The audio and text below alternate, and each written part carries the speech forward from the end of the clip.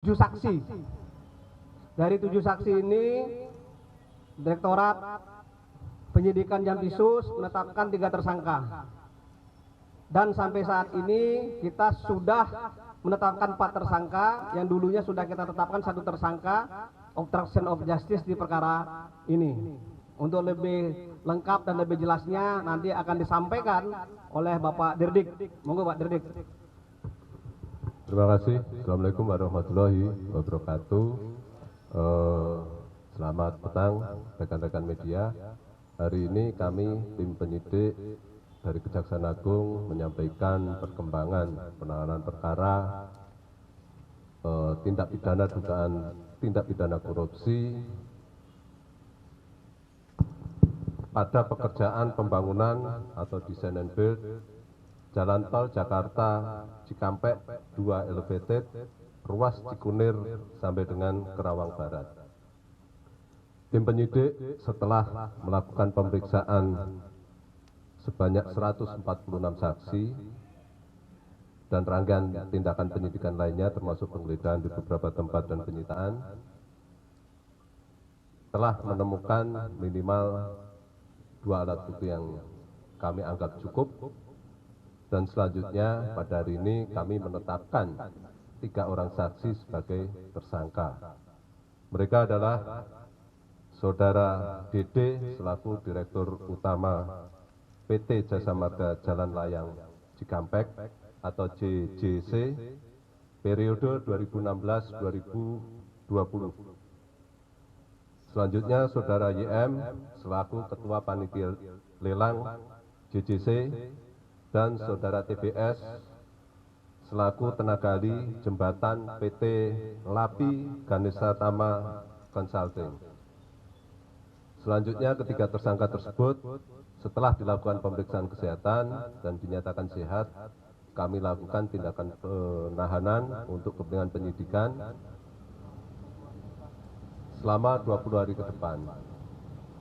Saudara DD selanjutnya kami lakukan penahanan di Rutan Salemba Cabang Kejaksaan Agung, sedangkan Saudara YM dan TPS kami lakukan penahanan di Rutan Salemba Cabang Kejaksaan Negeri Jakarta Selatan. Ya.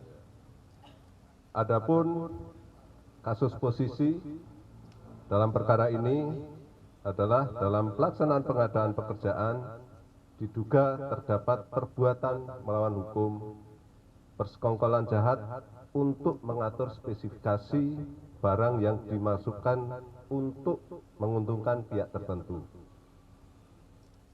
Yang diduga akibat perbuatan tersebut telah merugikan keuangan negara yang berdasarkan hasil sementara penghitungan kami, ini bisa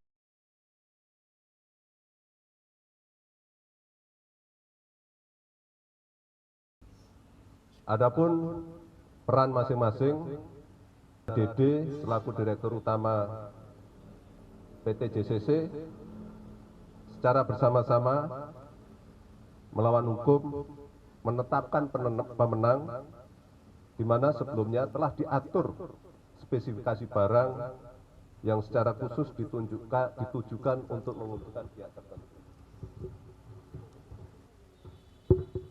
Sedangkan Saudara YM selaku Ketua Panitia Lelang secara melawan hukum turut serta mengkondisikan pengadaan yang sudah ditentukan siapa pemenangnya. Dan Saudara TBS selaku tenaga ahli diduga turut serta menyusun gambar rencana teknik akhir atau DED, Detail Engineering Design, yang di dalamnya terdapat pengkondisian pengurangan spesifikasi atau volume.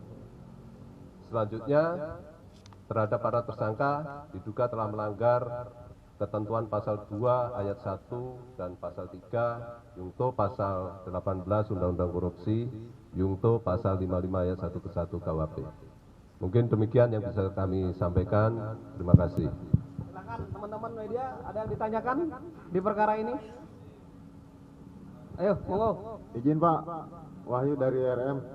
Untuk pemenang proyek sama nilai suap yang diterima berapa ya masing-masing tersangka? Itu nanti masih materi penyidikan, Mbak ya. Ya, nanti itu. Ya. Ada kemungkinan penambahan tersangka nggak, Pak? Ya, ini kan masih awal ya. Nanti kita lihatlah perkembangan dari penyidikan ini.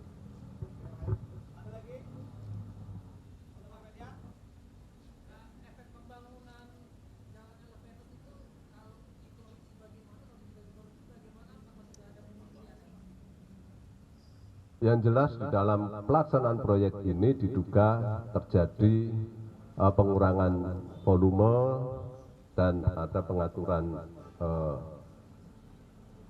pemenang tender, bahwa di dalamnya nanti ada pengurangan spek dan sebagainya, itu masih dalam pengkajian kami. Yang jelas indikasi ke arah sana ada. Dampaknya apa itu kami belum bisa menyampaikan.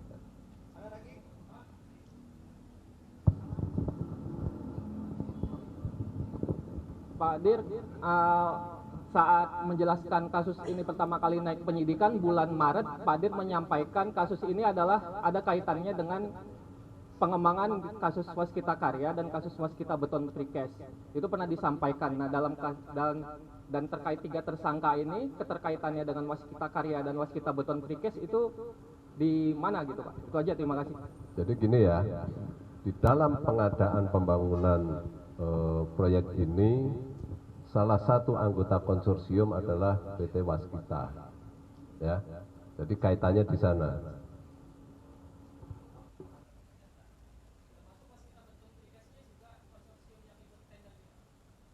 Yang saat ini Waskita Karya.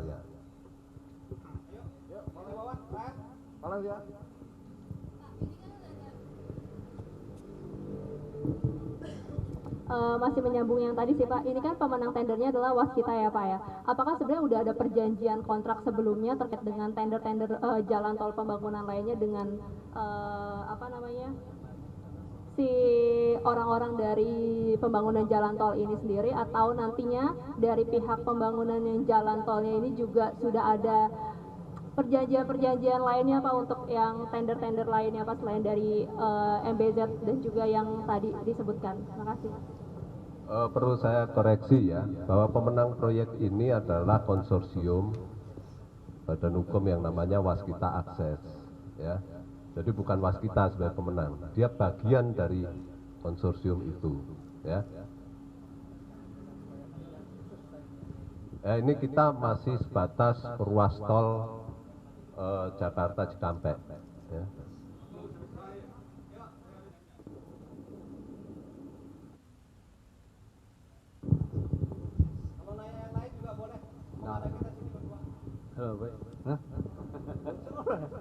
Makasih Pak Dirdik. Iya. Tadi dijelaskan bahwa itu adalah dugaannya adalah pengurangan spek daripada proyek itu sendiri. Nah, itu mungkin dari Dirdik analisanya dari mana atau laporannya dari apa? Kemudian kenapa kok itu masih beroperasi, kan ada dampaknya kan? Itu aja. Kemudian mungkin tersangka yang lain apakah bukan dari swasta, ada lagi enggak, gitu aja. Terkait dengan perbuatannya itu pengurangan volume, ya. Dari mana kita menghitung? Tentu saja kita pakai ahli, ya. Dampaknya apa? Kami masih menunggu pernyataan dari ahli, ya. Itu bukan kapasitas kami.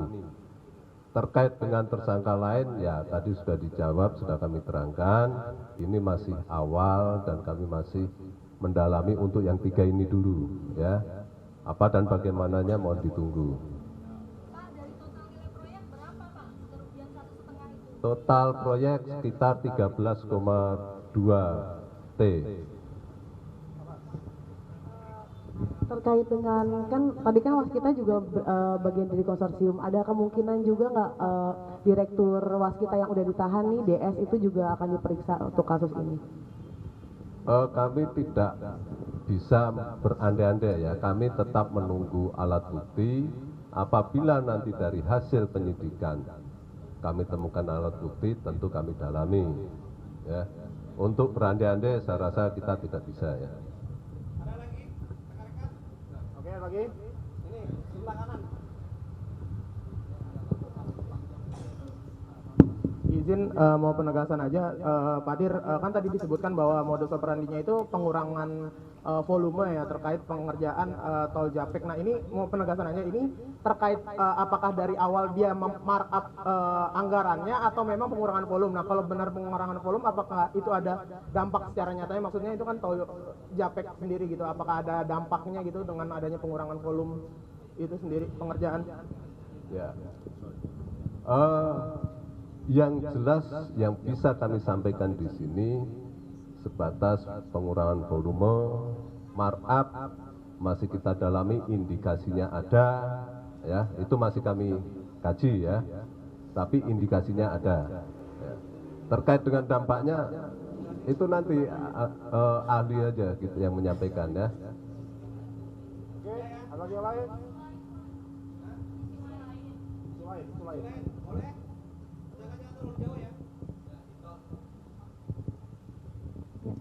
Pak, saya Rahel dari Kompas.com mau nanya terkait kasus BTS. Kan di konferensi pers kemarin Senin sempat disebut kalau uang 27 miliar yang disita itu terkait perkara WP. Nah, uang 27 miliar itu kan awalnya diserahkan pengacara Irwan Hermawan ya Pak. Nah, sekarang kenapa tiba-tiba disita dengan atas perkara WP itu? Ya, kami menyita berdasarkan keterangan saksi ya. Ya. Keterkaitannya tentu saja kaitan dengan keterangan-keterangan para saksi tersebut, sehingga kami menyatakan barang itu harus kami sita dan untuk selanjutnya akan kami jadikan barang bukti di persidangan untuk perkara WP. Bahwa itu nanti keterangannya dikaitkan dengan saksi dan bagaimana itu nanti teknis di persidangan kita tunggu ya. Itu barang sitaan itu status quo, Bu. Ya, itu nanti akan kita uji di persidangan berdasarkan alat bukti yang ada. Ya.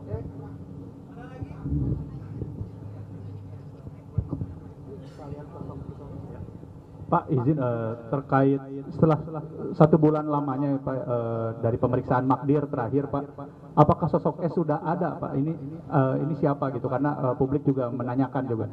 Lalu terkait apa namanya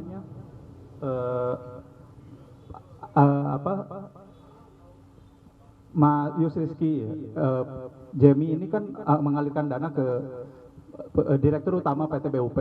Apakah ada kemungkinan untuk memeriksa pemilik dari PT BUP? Terima kasih Pak. Pertanyaan pertama tadi terkait sosok S. Itu nanti tunggu di persidangan. Nanti biar yang bersangkutan yang ngomong, ya. BAP-nya ada di situ.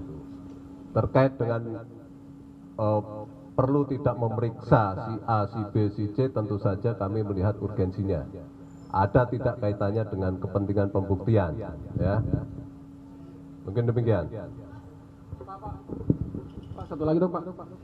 Pak, soal kasus tol Japek ini Pak, apakah akan mendalami di Dirut Jasa Marga yang saat ini nggak Pak, sama Dirut Waskita Karya? Yang kedua Pak, soal kenapa Yusrisi tidak dikenakan pasal TPPU Pak? Karena berdasarkan perkembangan di persidangan dia beberapa kali menerima duit dari subkon ini kenapa Pak? Ya, untuk memeriksa siapa-siapanya tentu saja kami harus melihat keterkaitan dan urgensi, ya. Kalau memang harus kami periksa, pasti kami periksa. Alat bukti cukup pasti akan kami arahkan, ya.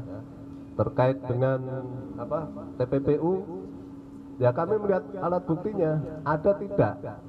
Kalau tidak ada alat buktinya, ya tidak mungkin kami bisa tetapkan pakai pasal itu. Tapi kalau ada, pasti kami tetapkan, ya. Ini masih berjalan.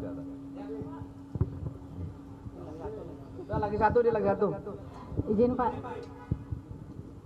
saya Aci dari Tribun, izin bertanya sedikit terkait kasus BTS Pak. Lebih tepatnya terkait dengan pekerjaan power system di proyek BTS 4G. Nah itu kan di dalam dakwaan itu ada pernyataan bahwa seluruh pekerjaan power system di proyek BTS 4G ini diserahkan kepada Muhammad Yusriski, dan itu atas perintah Johnny G, ex-Menkominfo Johnny G Plate kepada Ex-Dirut Bakti Anang Latif. Nah, yang jadi pertanyaan adalah dari penyidikan, apakah Pak Joni Plate ini memang mengenal Yus Rizky secara langsung sehingga sampai memerintahkan pekerjaan power system seluruhnya kepada Yus Rizky, atau apakah ada arahan dari pihak lain atau mungkin bisa disebut kong kali kong dengan pihak lain agar proyek power system ini Joni G. Plate serahkan kepada Yus Rizky? Demikian yang saya tanyakan. Terima kasih. Assalamualaikum. Terima kasih. Begini ya, perkara ini sudah bergulir di persidangan, ya, dan sudah apa yang muncul di persidangan itu sudah menjadi fakta hukum, dan kami sebagai penyidik selalu mengikuti dan mencermati setiap perkembangan yang terjadi di persidangan. Ketika fakta-fakta yang muncul di persidangan tersebut harus kami sikapi, pasti akan kami tindak lanjuti, ya. Makanya mari kita lihat perkembangannya, ya. Seperti kemarin kami tetapkan 3, itu diantaranya setelah melihat evaluasi dari hasil pemeriksaan di persidangan. Demikian, Mbak. Ya. Saya kira demikian ya acara press conference pada sore hari ini. Terima kasih rekan-rekan media telah datang di sore hari ini. Sekian dan terima kasih. Assalamualaikum warahmatullahi wabarakatuh. Dan